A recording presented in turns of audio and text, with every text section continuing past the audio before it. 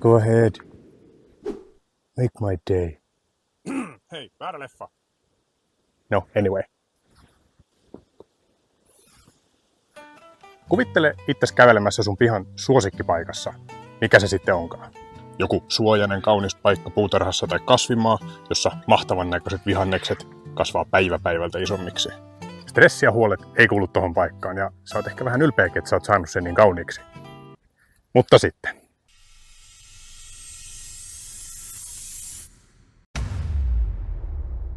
Jotain ylimääräistä on ryöminyt sun paratiisiin.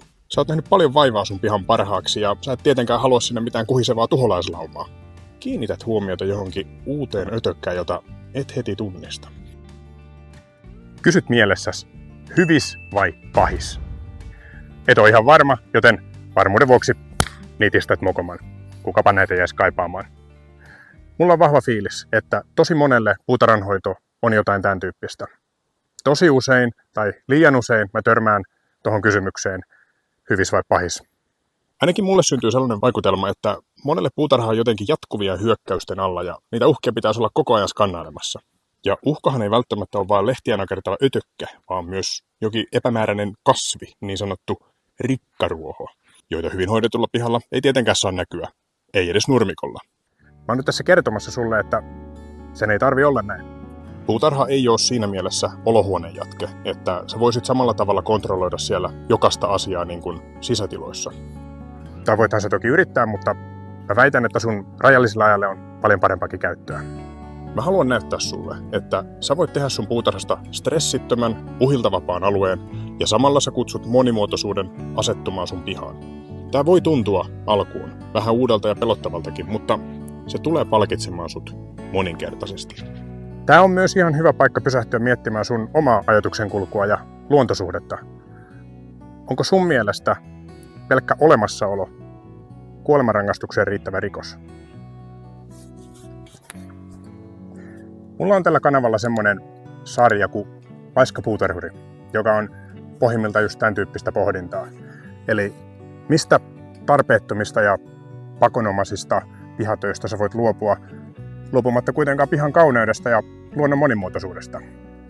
Yleensä tämä ei vaadi muuta kuin muutoksen näkökulmaan, mutta pelkkä filosofinen pohdinta jää usein vähän etäiseksi, joten mä tuon tällä videolla mukaan myös konkretiaa jollain esimerkeillä. Voidaan vähän leikkimielisesti sitten samalla pohtia, että mihin ryhmään kukin laji parhaiten sopii. The good, the bad or the ugly. Mutta tosiaan, tämä koko kysymys hyvis vai pahis on mun mielestä valmiiksi jo vinksallaan. Ajatus siitä, että on olentoja, jotka on kilttejä tai ilkeitä tai meidän puolella tai meitä vastaan, on mun mielestä lähtökohtaisesti pielessä. Kaikki elävä pyrkii vaan löytämään oman paikkansa ja selviämään tässä maailmassa. Joskus näen niiden tavoitteet on vähän ristiriidassa meidän omien kanssa, kun vaikka kirvainvasio iskee johonkin suosikkikasviin tai rusakko käy järsimässä omenapuuta. Mä haluan vielä täsmentää, että mun viesti ei ole se, että mitään elävää ei koskaan saa tappaa tai torjua. Kyllähän mäkin täällä kitken ja rajoitan ei-toivottuja kasveja ja ötököitä. Tämä meidän ihmisten kontrollin tarve on vaan muuttunut jo sairaalloiseksi ja oikeasti ihan meille itselle haitalliseksi. Ja tosiaan tämä ei ole mustavalkoista. Niillä keinoillakin on väliä. Mulle itselle kaikista painajaismaisin tilanne oli se, että mä tuun tänne pihalle ja täällä ei mikään ötökkä lennä tai etana ryömi tai lintu laula. Tällainen tilanne voi tulla, jos pihalla on vain asfalttia, terassia ja ulkomaisia koristekasveja, joita mä tapaan kutsua muovikasveiksi. Jos mikään mun pihalla ei kelpaa ruuaksi tai asuinpaikaksi muille, niin mun piha ei ole osa ympäröivää luontoa. Toki joku pölyttäjä saattaa löytää mettä jostain koristekasvista tai rastas madon nurmikolta, mutta se on vain pieni murunen siitä, mitä piha voi monimuotoisuuden kannalta tarjota. Tavoite on, että sun piha ei olisi eläimille huoltoasema, vaan elinympäristö. Mutta Paiskapuutarhuri, mä kuulen sun sanovan, eihän kaikki kasvit ja eläimet ole samalla lailla toivottuja. Onhan kastemadot ja leppäkertut paljon toivotumpia kuin vaikka kirvat ja lehtokotilot. Mä ymmärrän, mitä sä tarkoitat. Mietitäänpä esimerkiksi tilannetta, jossa sä myrkytät kaikki sun pihan kasvit kirvojen varalta. Miksi yksikään leppäkerttu lentäisi sun pihalle, jos kaikki sen ravintoeläimet on tapettu? Olettaen siis, että ne kaikki leppäkertut ei myös kuollut siinä myrkkypilvessä. Ne kirvat on sun pihalla uudestaan alta aikayksikön, ja nyt paikalla ei ole mitään niiden kantaa rajoittavaa petoa, jotka asettuu paikalle aina vähän hitaammin. Tämä hyvis pahis rajaveto menee myös koko ajan vaikeammaksi, kun sitä miettii laajemmin. Onko esimerkiksi ampiaiset hyviksiä vai pahiksia, tai kärpäset, tai rastaat, tai voikukat? Uskon, että kaikilla näillä on omat vihaajansa, vaikka kaikki nämä on hyödyksi sun puutarhalle. Mä en voi tietenkään antaa mitään kaiken kattavaa ohjeistusta, mutta ihan konkretian vuoksi niin käydään läpi muutamia esimerkkejä. Jaetaan ne sitten ryhmiin, eli the good, eli hyvikset, the bad, eli pahikset, ja the ugly, eli väärin ymmärretyt inhokit.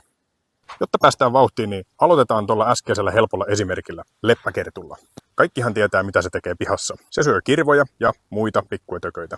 Sen toukat on vähän niin kuin pieniä krokotiileja ja hirveitä kirmaahmatteja. Muista antaa niiden ja myös koteloiden olla rauhassa. Tää oli aika helppo, selkeästi good. Mites sitten ne ampiaiset? Ne ei ole samalla tavalla tehokkaita pölyttäjiä kuin kimalaiset ja pistää ärhäkkäästi, jos niitä häiritsee. Eli bad.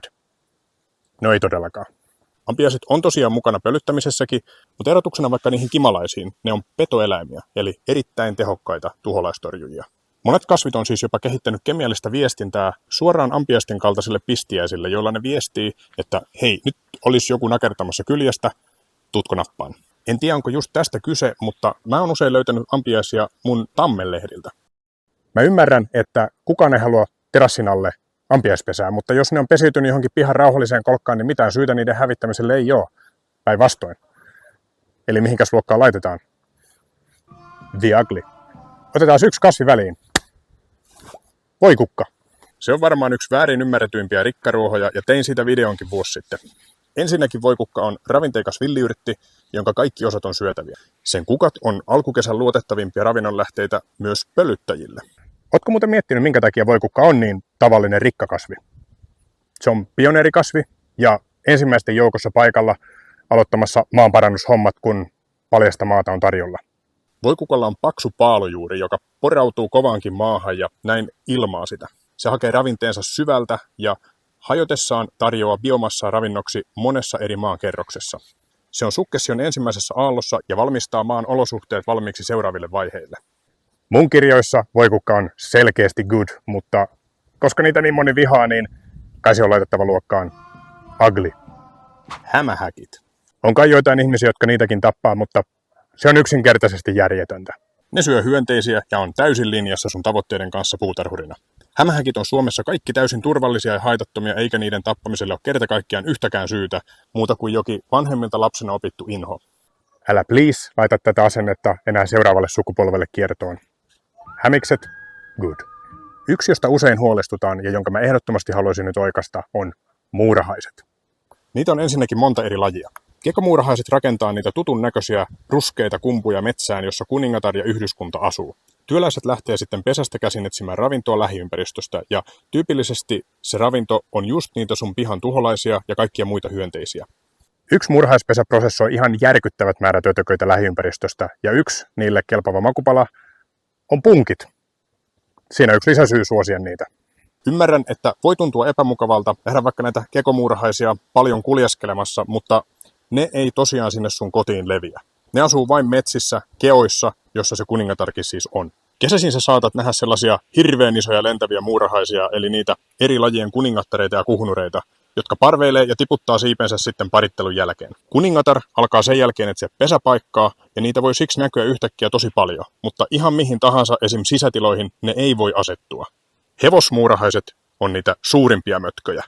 Niitä vetää puoleensa lahoava puu, ja ne ei ole itse asiassa niinkään tuhojen aiheuttajia, vaan indikaattoreita.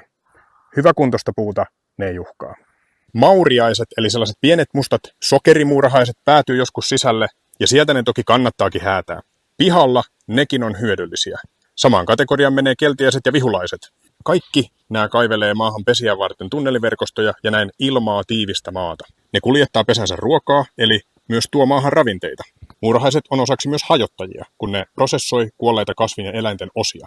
Tavallisin ongelma muurahaisten kanssa on niiden suhde kirvoihin. Ne lypsää kirvoista mesikastetta ravinnoksi ja vastapalveluksena tarjoaa niille suojaa. Muurahaiset kylläkin ajoittaa myös syö kirvoja, mitä moni ei tiedä. Näistä pienistä miinuksista huolimatta muurahaisilla on vinopino selkeitä etuja, ja ne on keskeinen osa pihan ravintoverkkoa. Oli ne sitten kivetyksen alla tai kompostissa tai keossa lähimetsässä, niin muurahaiset kuuluu selkeästi ryhmään The Ugly, ja ne on aina tervetulleita, ainakin mun pihaan. Lupiini.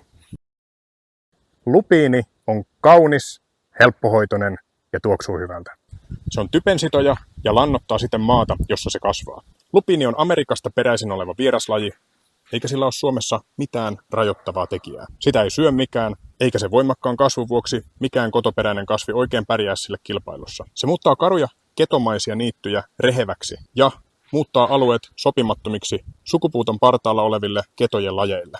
Sen kukat ei tarjoa ravintoa pölyttäjille, ja sen siitepöly on kimalaisten toukille vieläpä myrkyllistä. Sen hävittäminen on vaikeaa, ja sen siemenet säilyy maassa pitkään. Lupiinin haitallisuus ei varmaan kenellekään ole uutinen. Tässä on meillä nyt ihka oikea pahis, eli bad. Tätä listaa voisi jatkaa loputtomiin, mutta sä varmaan ymmärsit mun viestin jo. Hyvä ja paha on meidän ihmisten keksimiä konsepteja, ja ne on vaikeasti sovellettavissa luonnossa. Sen sijaan, että käytät sun aikaa uhkien skannailuun, niin pyri suuntaan sun energiaa monimuotoisuuden turvaamiseen ja anna luonnolle lupa olla olemassa. Mitä monimuotoisemmat olot sun pihalla on, sitä enemmän siellä on niin sanottuja turvavöitä, jotka estää vaikka jonkin ikävän tuholaisen kannan riistäytymisen käsistä. Kun tapat kirvoja, niin jätä aina vähän jäljelle, jotta niiden pedoille olisi ruokaa, jolloin ne jatkaa asumista sun pihalla. Jos puput uhkaa sun kasveja, niin suojaa ne kasvit tarvittaessa ja tarjoa talttahampaille talvella vaikka jotain puutarhajätteeksi meneviä leikattuja hedelmäpuun oksia toisessa paikassa. Maksuna ne tarjoaa papanat sun maan parantamiseksi. Aina kun mä näen, että joku ötökkä on nakertanut jotain mun puutarhan kasvia, niin mä oon tosi tyytyväinen. Just tätä mä haluan. Kun piha on monikerroksisesti vuorattu yhteyttävällä pinta-alalla, niin se sitoo itseensä niin paljon auringon energiaa, että siitä yltäkylläisyydestä riittää kyllä tarjottavaksi kaikille pihan asukkaille. Eli seuraavan kerran, kun sun puutarha tai hyötykasvin lehdellä mönkii joku sulle vieras olento, niin kokeile suhtautua siihen ennemminkin uteliaasti. Kato vähän, mitä se touhaa ja mieti, mahtuisitteko te kuitenkin sen kanssa samaan maailmaan. Me ja meidän puutarhat ollaan osa luontoa, ja tuhoamalla se me tuhotaan lopulta osa meitä itseä, meidän luontosuhdetta, meidän sielua. Tällainen tappoasenne on turha. Paitsi yhdessä poikkeustapauksessa, nimittäin haitallisten vieraslajien kanssa. Mulla on tästä aiheesta todellakin sananen sanottavana, ja heti kun tuo video ulkona, niin mä linkkaan sen tähän loppuun. Kerro kommenteissa, ootko sä mun kanssa samoilla linjoilla puutarhan kanssaeläjistä, ja nähdään taas pian. Hasta la vie. Ei, sama juttu.